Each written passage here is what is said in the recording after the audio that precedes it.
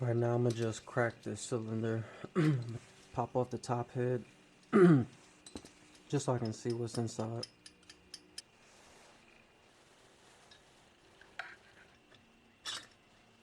Alright. Oh sweet, we got two sets of rings. Piston is lubed up real good. A little bit of play in the crank. It looks like they tested it, you know what I'm saying? This is normal wear, they gotta test it. I think with these joints you gotta kinda let me zoom out.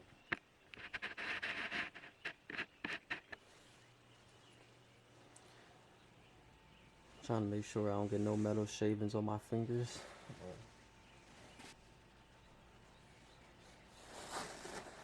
If there were bits of metal, I would go in, probably rinse the pieces off and then try to wipe them and get them off.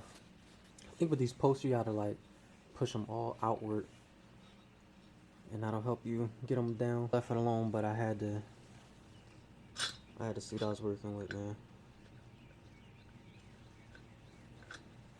Last thing I was trying to do was start it up and the head gaskets was missing or the rings were shattered. Watching out for the little stuff.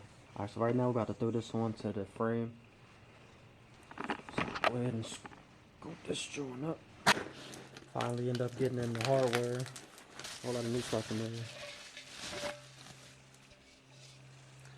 See, there we go. Compared to the old one. Where the old one at?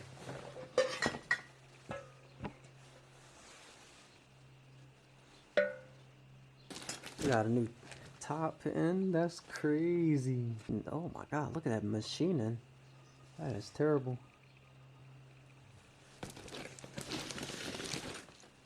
Got, I think, part of the engine mount, or this, no, I think this is the chain tensioner. Yeah, this is part of the chain tensioner. We got a decent spark plug. At least we'll be able to fire it up. This should be hopefully the motor mount and the rest of what I need. Yep. Hey. So we got a gas cap. And it's still to let you know that they didn't use it. This is all brand new. I like how they did that. That's super professional. Or they probably just got it from a different distributor or whatever. Rear wheel mounts. The engine mounts too. I ain't even gonna flex. I'm using a tutorial. I definitely don't know what I'm doing.